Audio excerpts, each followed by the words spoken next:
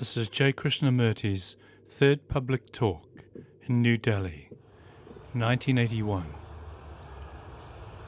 May we continue where we left off last Sunday.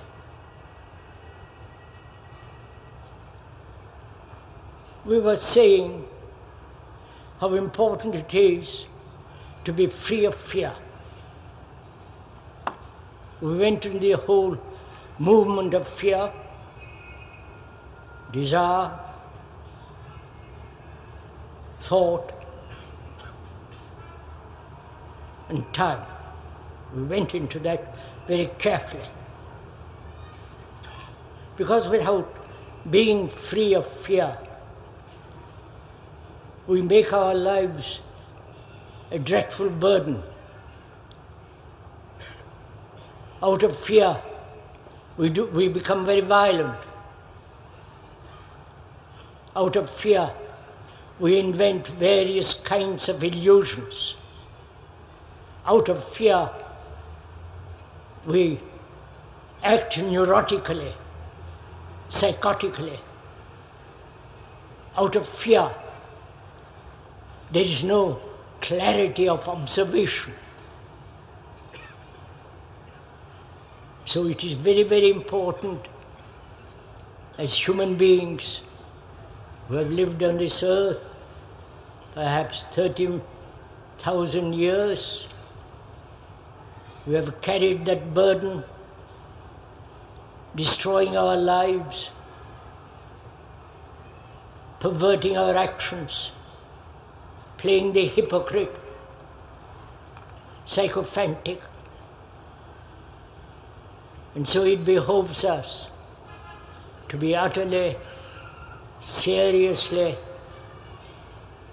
applying this, what we have said, actually, not theoretically, not abstractly. Also, we talked about pleasure as being part of fear. And this evening, we ought to talk over together, and a speaker means together, the question of order and disorder in our lives. And also, we should talk over together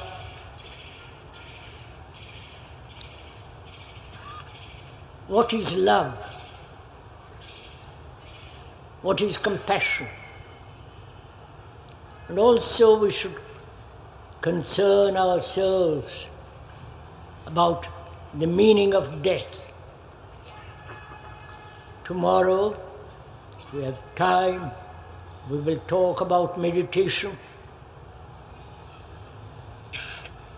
and the nature of true religion.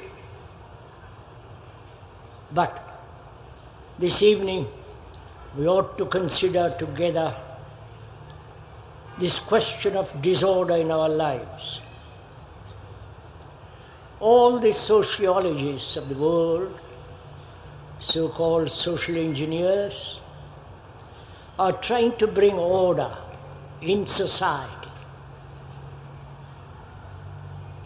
There is disorder in society. Each one doing what he likes,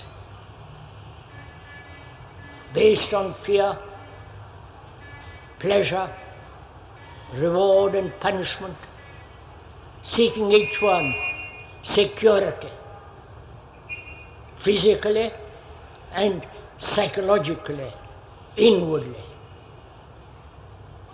So we should talk over together what is disorder. Please, as we pointed out on several occasions, this is not a lecture.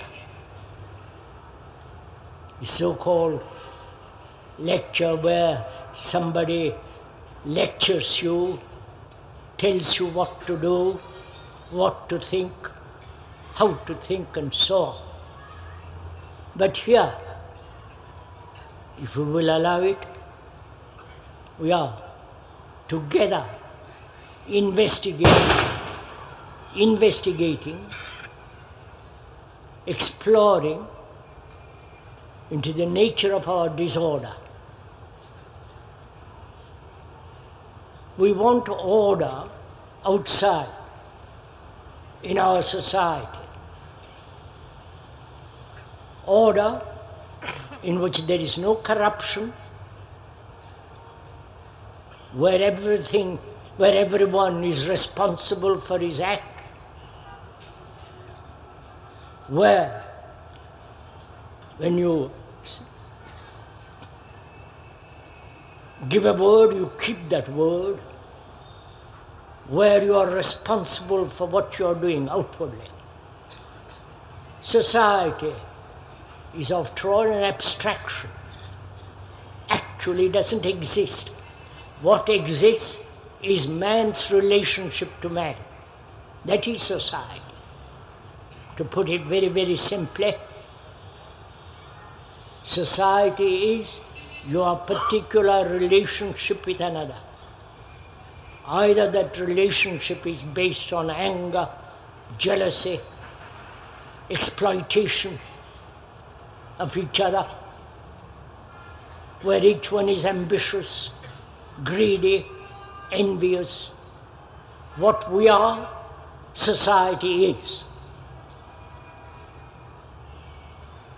Not that one should begin the ordering of society, but bringing about order in oneself.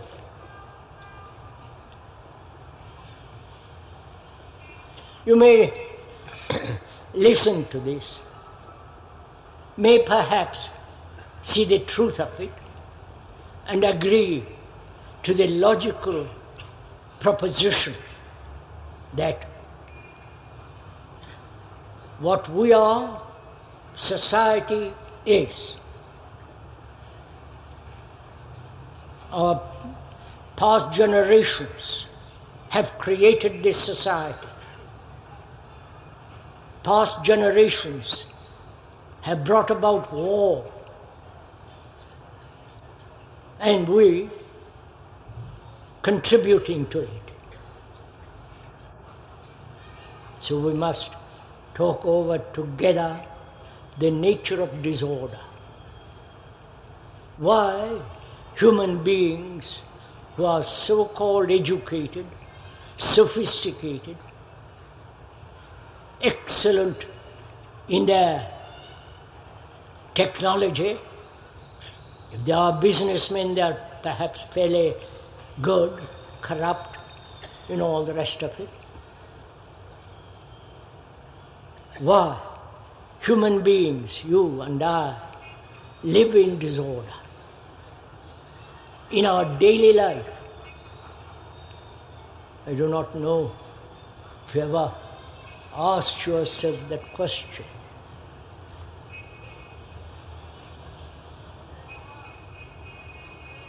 And can we, this evening, face the fact, look at what is in our life, daily life.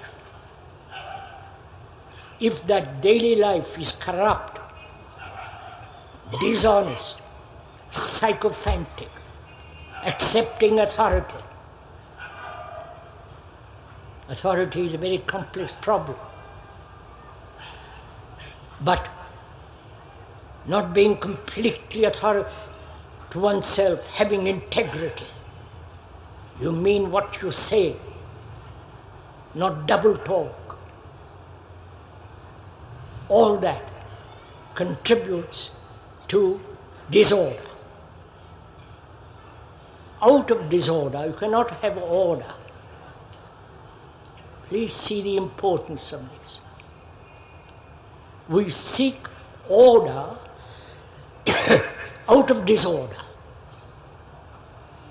That is, we live disorderly in our daily activity, whether it is politician, businessman, or a religious man who pursues some ideal, this constant conflict, both outwardly and inwardly, indicate that we live actually a disorderly life. That's a fact. And can that disorder end? Not disorder transformed into order, but disorder end. Then there is order, naturally, without one seeking order. That's clear. Oh, we are talking over together, please. Bear that in mind, or during this evening and tomorrow evening and wherever you may hear the speaker. We are together, you and the speaker are investigating, exploring, looking into our lives, why we live in disorder. Is it a habit? Is it that we accept life as it is? The misery, the confusion, the agony, and so on. So, can we end this disorder?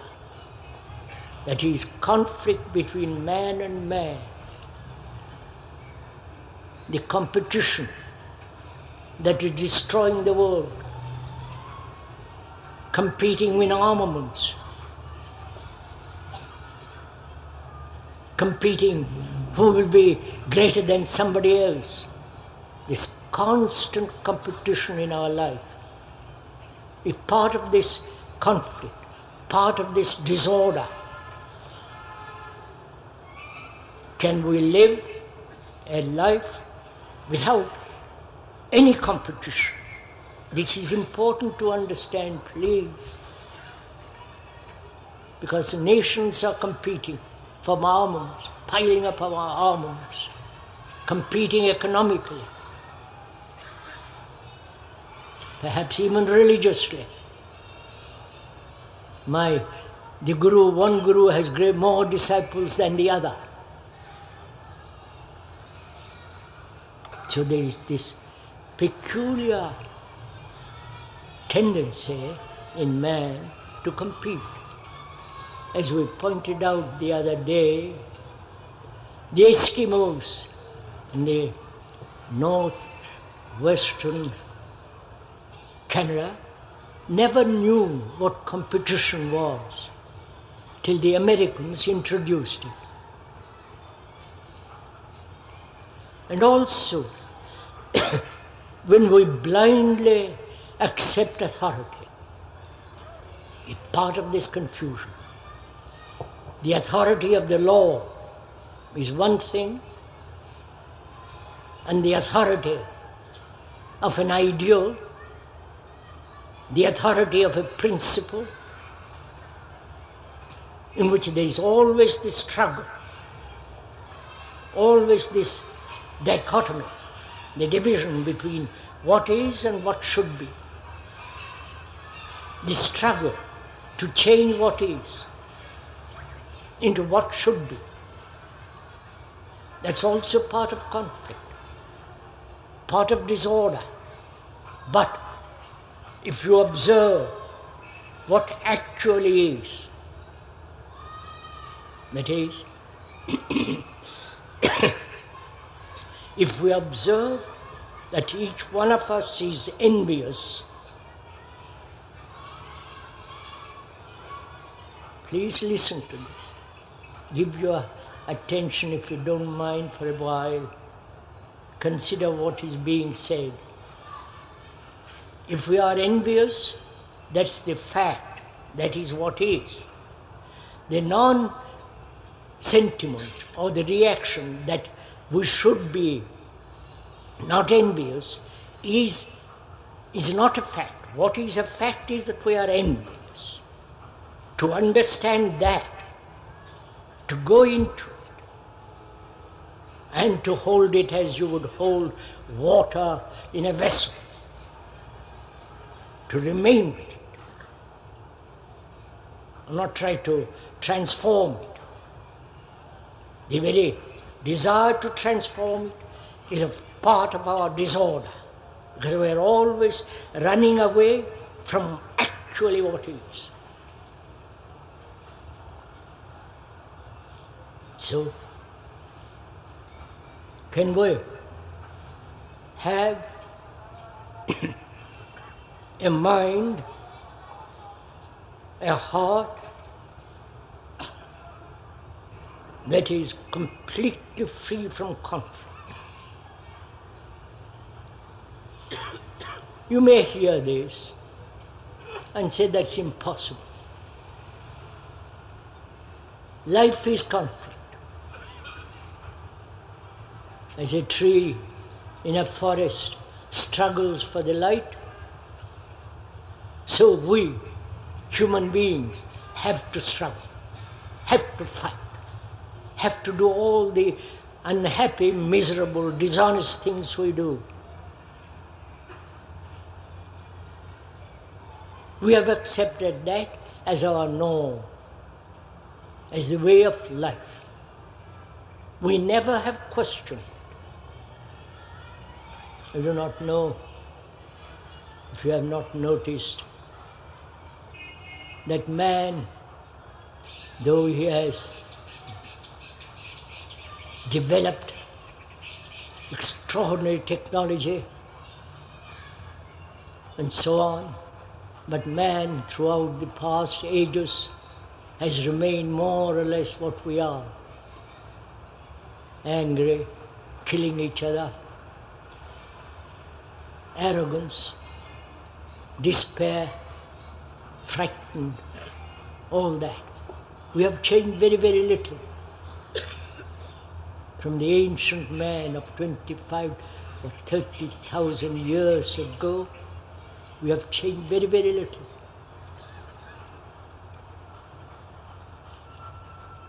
It's a tragedy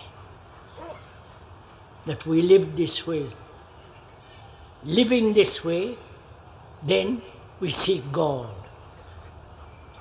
We go to temples, mosques, churches, or become some disciple of some guru, which is also idiotic, which has lost all its meaning. What is fact is that we must understand our disorder in our life. And if it is possible to end it, which means one must observe very clearly oneself. Observe how your mind works. Observe your reactions. This is fairly simple. It's not complicated. To learn the activity of our own mind, to be honest in our observation of our own mind, our own thoughts, our own feelings, not to distort them, but to observe very closely, with attention, with care. Then you will find out of that confusion, clarity comes. See, the difficulty is that we never apply. You have heard this statement this evening, if you have listened. And you treat that as an idea, as an impossibility, perhaps, but you never apply, never commit yourself to find out in your own life, if there can be order. And as we said, order is not the opposite of disorder.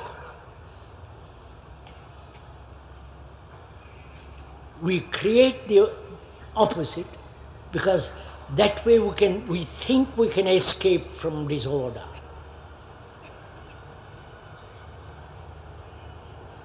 But the fact is only disorder. And when you move out of that, there is clarity of mind, clarity of action.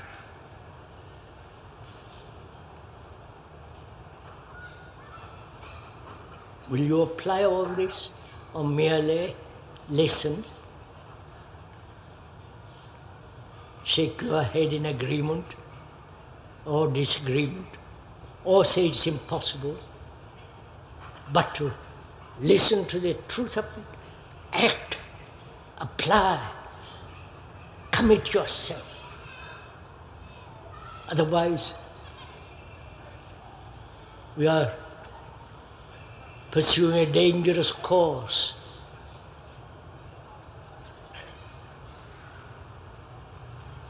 And from disorder, you should also talk together what is suffering. Why man, for millions of years or 30,000 years, has carried this burden of sorrow.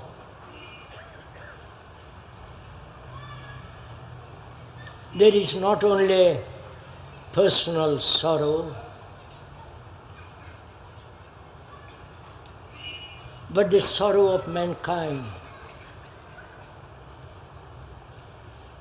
The sorrow that comes through wars. Historically,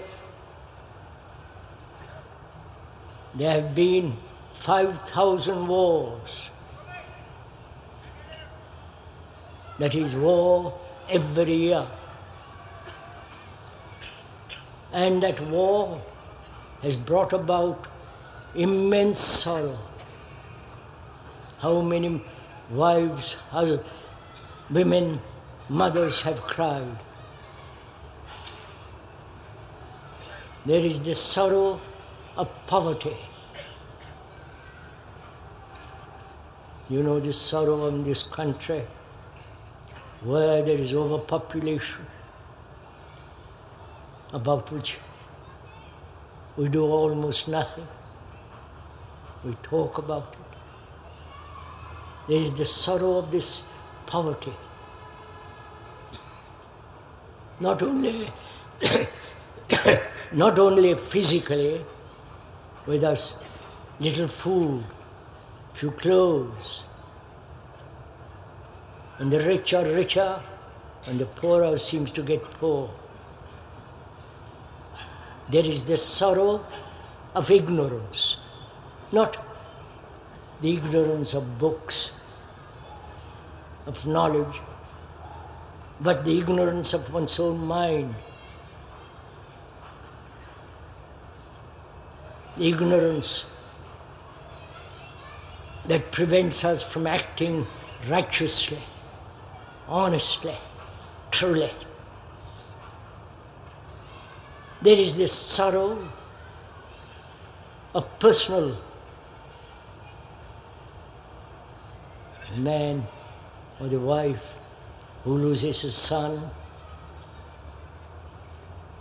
deformed.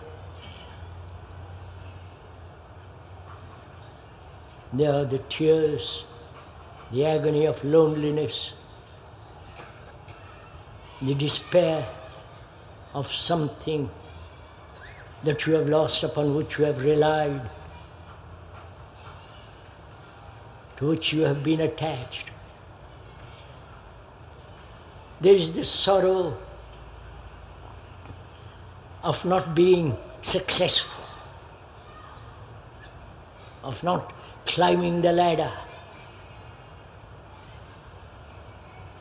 And there is the sorrow of ugliness. There is the sorrow of every human being.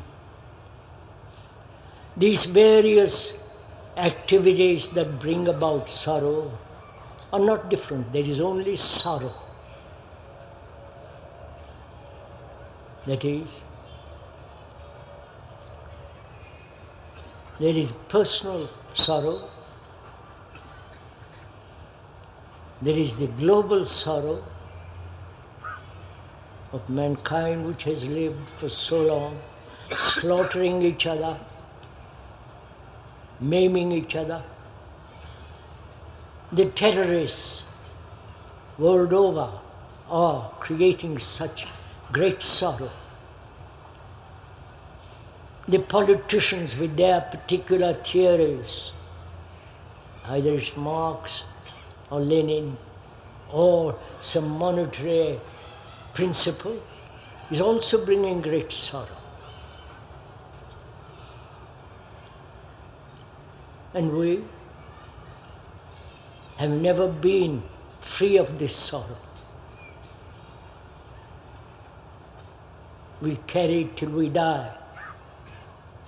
We haven't found a solution for it. We have accepted it. And when we do revolt against all this, we join some group or other, some system or other, hoping thereby to end sorrow of man.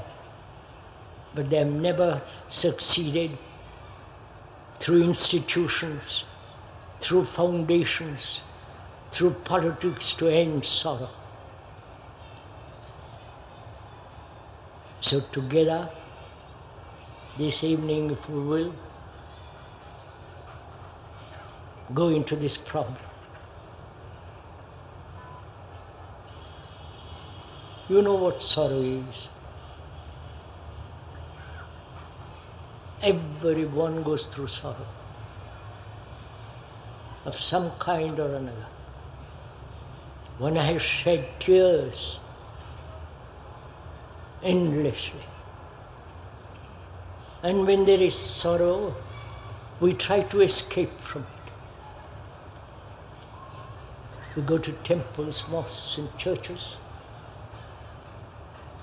sacrificing so much to escape from our own self-pity and sorrow.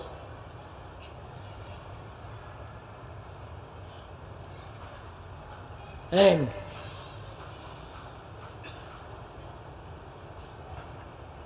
if you observe your own sorrow, why? Why do we suffer? Is there an end to this suffering? We are talking not the physical suffering of so many people who are maimed, who are ill with disease, cancerous and so on. But we are talking about sorrow that we have in each one has. That's a fact. A terrible fact. And we have not resolved it, ever. So the first thing is, if we are talking over together, we are not listening to the speaker. We are together observing this phenomenon of suffering. Part of this suffering is jealousy in the family, quarrels in the family, especially in this country where family is very important.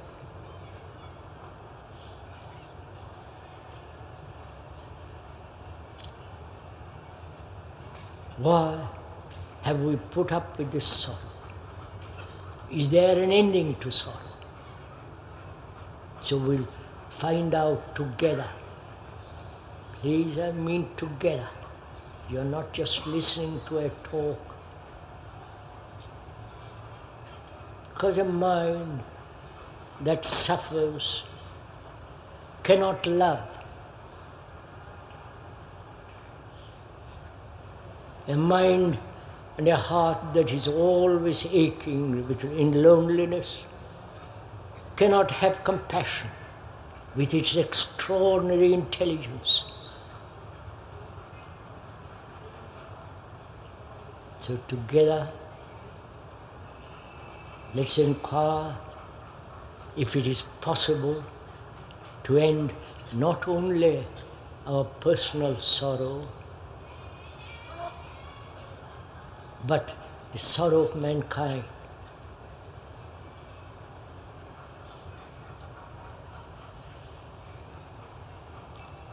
We all know what it is to be lonely. You may have friends, you may be very powerful in a country,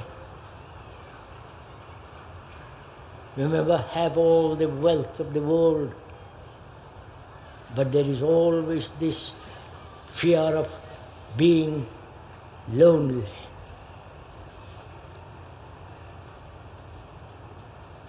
You all have, perhaps most of you have experienced this quality of mind that feels isolated. That's also a great sorrow. See, when we are lonely, we try to escape from it through some form of entertainment, whether it be religious or football. We seek through entertainments, through avoidance, the fact that one is desperately lonely.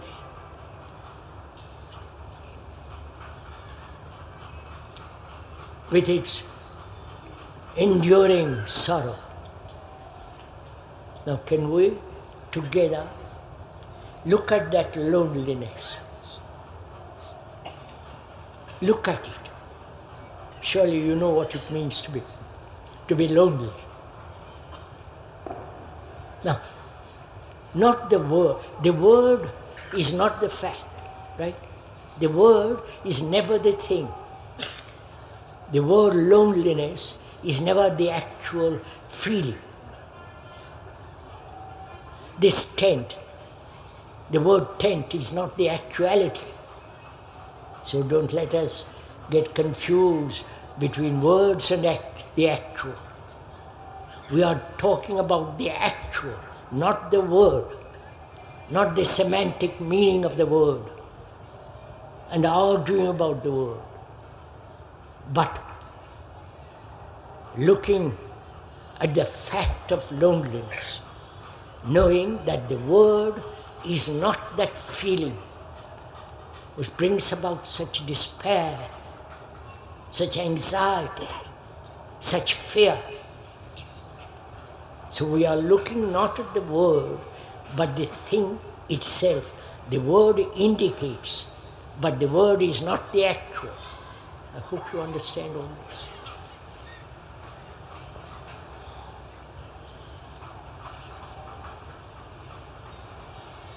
So, what is it to be lonely?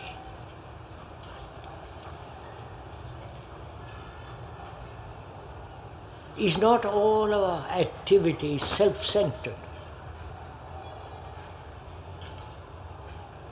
That self-centeredness is based on reward and punishment.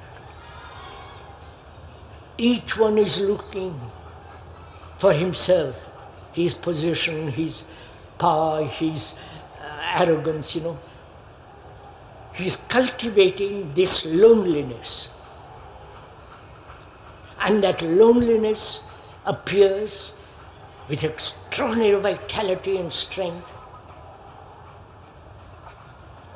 when You are by yourself or amongst a crowd, you suddenly realize how extraordinarily isolated you are. And that is another form of sorrow.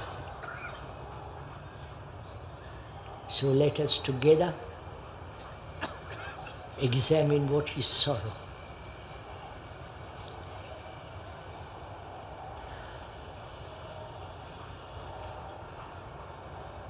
Not intellectually, argumentatively, dialectically, but the actual fact that you suffer, either from some disease or from an inward sense of loneliness, or the sorrow towards of what is happening in the world, the total disregard of all humanity. Nobody cares for human beings anymore. They care for ideals, seeking power, or asserting some monetary system, while it brings about great unemployment and so on. So, first of all, is it possible to be free of sorrow? Now, when we use the word freedom, it's not freedom from something. You understand that? We always want to be free from something. Free from every kind of irritation and so on. But we are talking of a freedom that is not from or away from. Please understand this little bit carefully, because we are concerned with the ending of sorrow. Then only there is freedom. But as long as you are suffering for various causes, then to face that, understand it, go into it, explore to its very depth, then at the end of it, if you are capable of attention, listen to all the tones and the subtleties of suffering, when that suffering ends, there is freedom. So freedom is not from something. Freedom is when there is an end to something.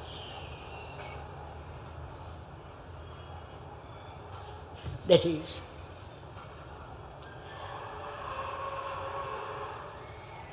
most of us are attached to something. Attached to your family, attached to your children, attached to your position, your status, attached to, if you're a politician, to your power. We're all attached to something. The idealist is attached to his ideals, or the religious man attached to some invented God, or attached to his particular caste or particular turban to indicate certain quality of mind. We're all attached, aren't you?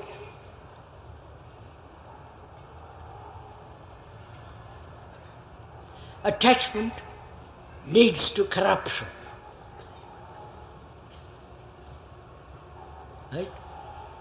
You can see it happening right around you. People who are incapable are attached to power. or business or to some kind of religious sect. And it invariably breeds corruption. And you see this happening right under your nose. And we, as human beings, as each one, we are attached to something. And the consequences of that attachment is invariably corruption, moral, ethical, aesthetic, and so on. Now, to end attachment completely, because if you don't, sorrow is inevitable.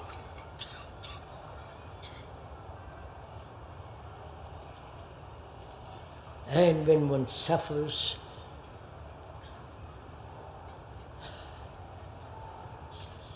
one hasn't the time or the energy or the quality to investigate, to remain with it. No, while we are discussing suffering, we ought to talk about death. What is it to die? We'll come back to suffering in a minute.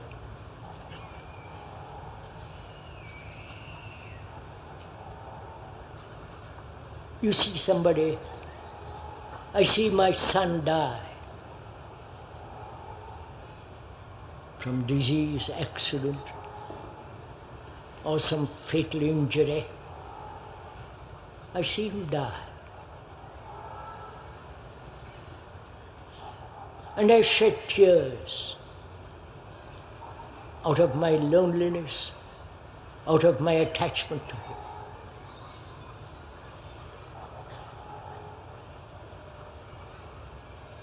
And I want to escape from it. So my mind is seeking some form of comfort, a drug, whether that drug be religious or economic or some form of escape. We all do this. Or I say to myself, I believe in reincarnation and I will see him next life. Lovely, comforting idea. That's an escape from suffering. And what is death? We're all going to die, young or old. That is inevitable.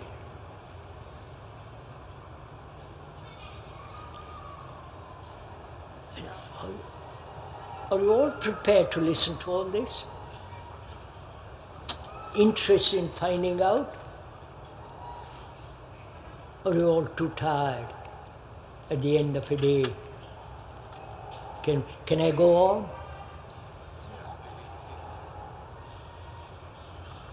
Not that I love to hear my own voice, but are we together in this problem of death?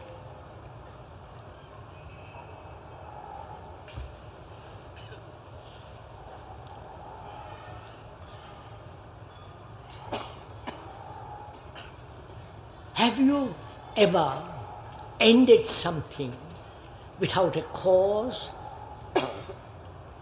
without a sense of reward or punishment? Ended something for itself? That is, can you end attachment completely? That's what death is, isn't it? The ending of one's so-called life. Right? What is that life? We're always asking, what is after death? Right? But we are asking, what is before death, which is much more important.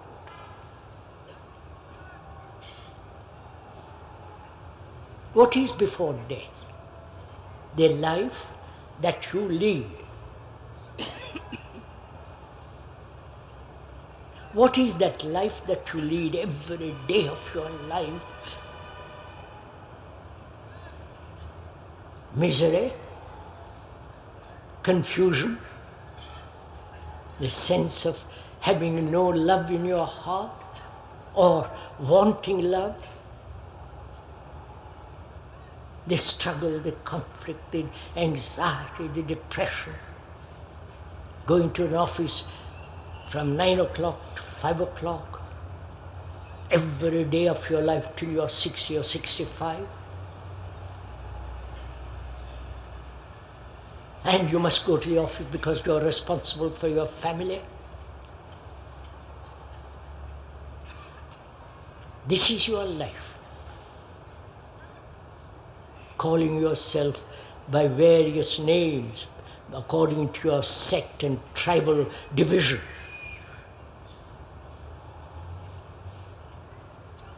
Endless conflict from the moment you're born till you die. And that you call living. And you are frightened to let that go. Because that's what death is going to do. You cannot argue with death.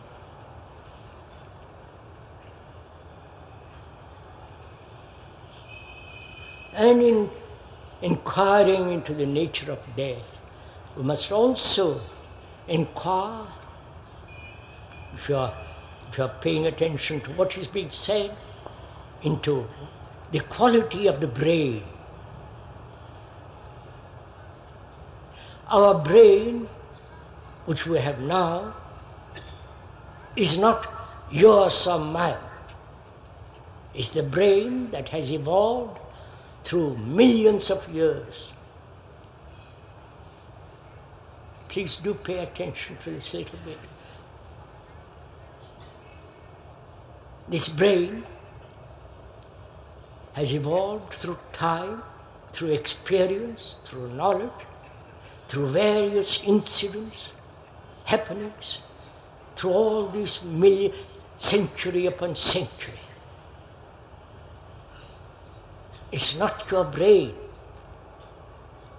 It's the brain that has been cultivated, evolved,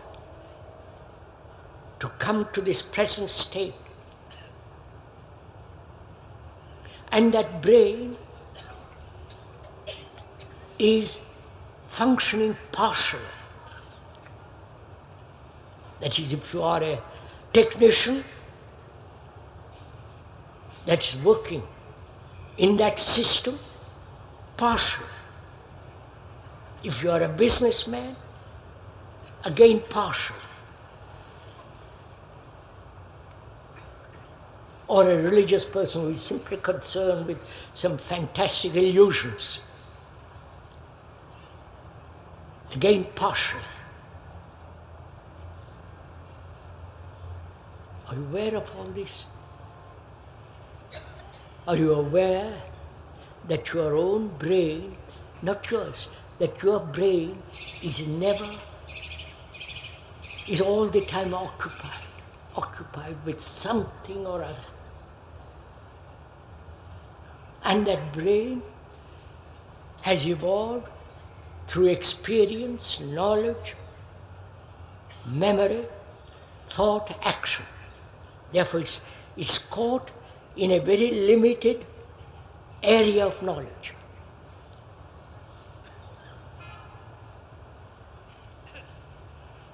And we have never known or acted with a brain that's fully that's not functioning properly, wholly, holistically. Gosh, what am I talking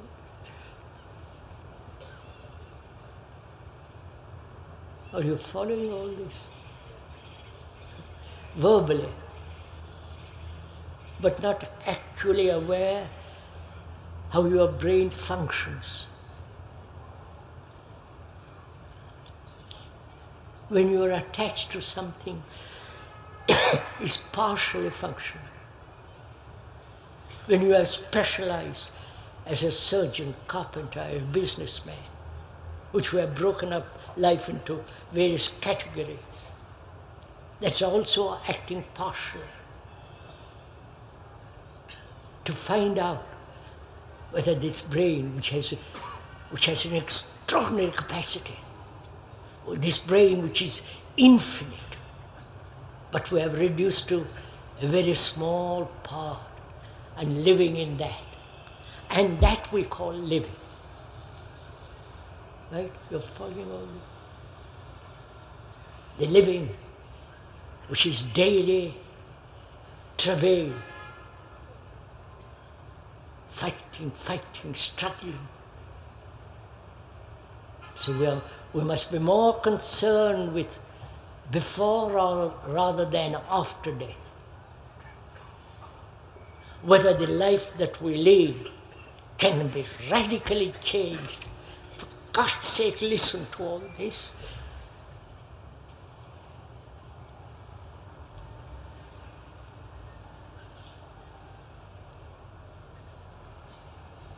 The speaker is rather emphatic about all this. Because we are following a dangerous course.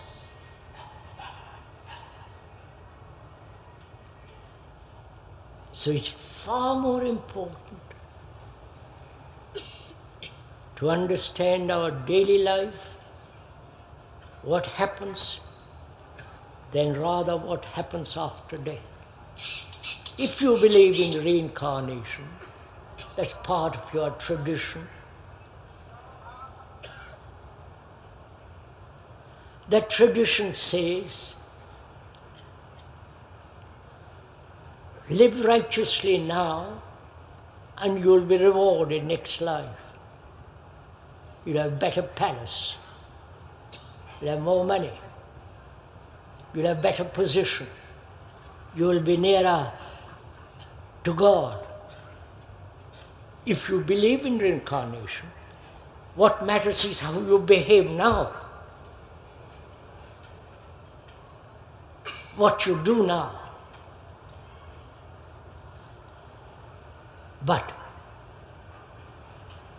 you don't care what happens now, as long as your selfish urges are satisfied. So belief in reincarnation has no value at all. What value has it? When you are corrupt, dishonest, have no integrity about anything.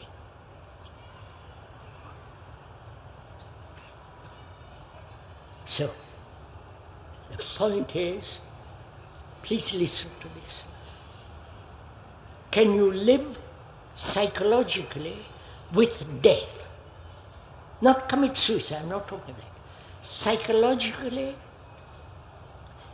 live with death, that is to end to your attachments, to your desires, which is what death is going to do. Biologically, your organism may come to an end, but psychologically, we want to go on. So the death is the ending of the self. You understand this? The ending of me, my ambitions, my greed, my violence.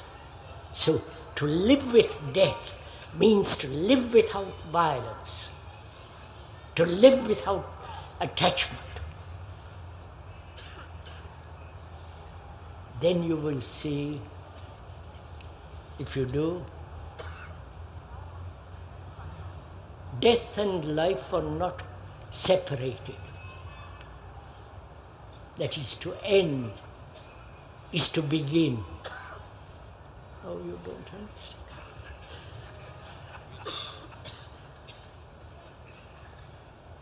The speaker tells you this, but you won't do it. You will continue your own ways of selfishness and arrogance and all the rest of it, and always live with fear of death. And the speaker says, the living is more important than the dying. And the dying is to live.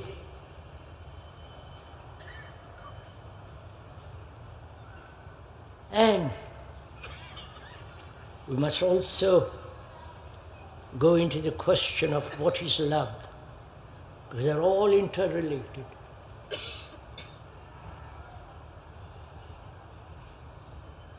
They all are connected. Suffering, pain, pleasure, fear, hurts, envy. All those are tied together. As love is tied to the whole problem. What is love? Do you love somebody? You see how silent you all are.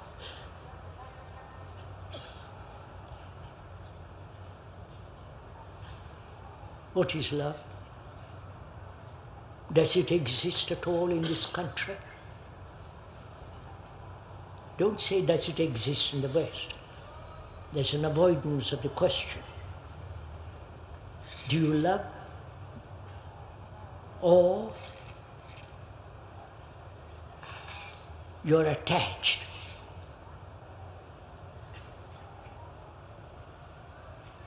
What does love mean? As we know it now, it is associated with sexual act, it is associated with jealousy, envy, ambition. You go to the office from 9 to 5, struggle, assert yourself to climb the ladder, come home and tell your wife, if you're at all, tell her that you love her.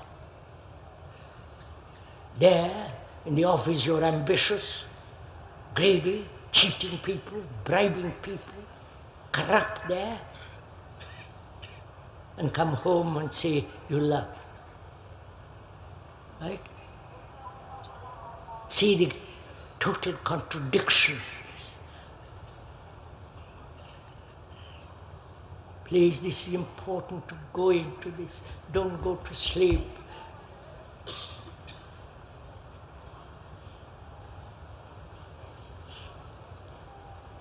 Is there love without attachment? Is love pleasure? Go on, sir, inquire with me. Is love desire? Is love the beginning of sorrow?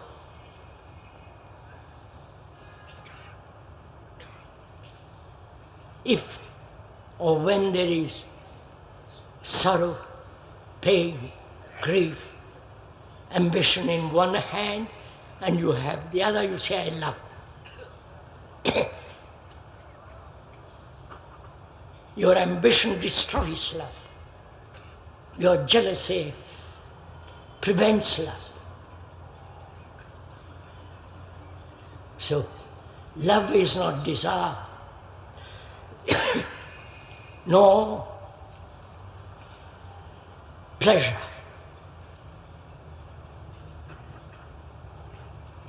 So is there love? I'm sorry.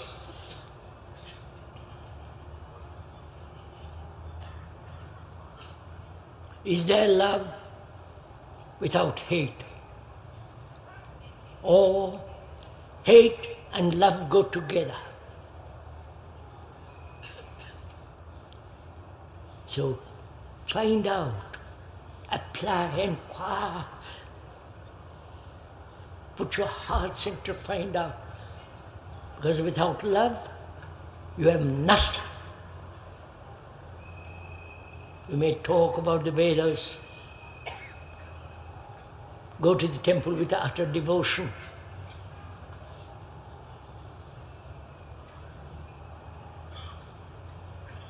cheat somebody, bribe somebody, be utterly irresponsible of what you're doing. If there is no love, life becomes empty. You may have all the power, the decorations, but without love, your life has no meaning.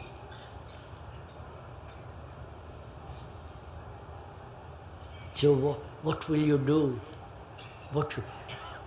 How is your, when you hear that statement, what's your reaction?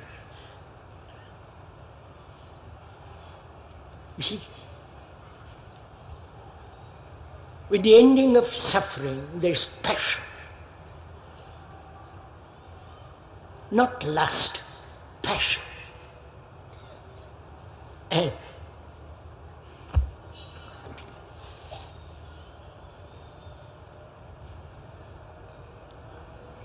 an integral passion. Suffering, the meaning of that word, suffering, is semantically associated with passion. We have no passion for anything except for our own little beastly little concepts and ideas and feelings. Compassion is to have that feeling for all human beings. Have you ever noticed, if you're not tired this evening, have you ever noticed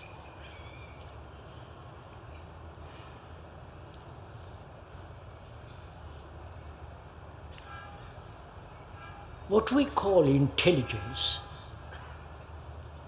Have you ever asked, what is intelligence?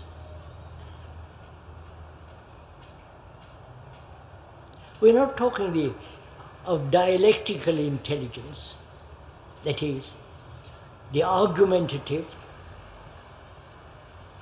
offering one opinion against another, or one conclusion against another, historically or non-historically. The clever man, the erudite man, the man who has extraordinary capacity. That capacity, that erudition, that speciality is only partial intelligence. Intelligence is connected with the holistic way of living a life.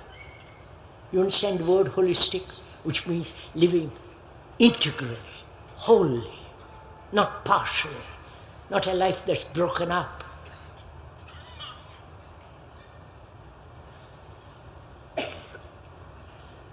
And compassion has its own extraordinary intelligence. And it is that intelligence, please listen, for God's sake. It is that intelligence that's going to alter society, governments, stop wars. Not all these conjuring tricks that politicians are playing with armaments. It is this compassion which is born out of love. It is that intelligence that out of that compassion that's going to solve all problems. And if you have no love in your heart, you're going to face disaster. Please listen to all this. What the speaker is saying is truth, not some illusion, not some fantastic belief. It's your life. Don't waste it. And we're talking about suffering. End it. Because out of that ending comes a new beginning, which is love, which is compassion and intelligence. Answer.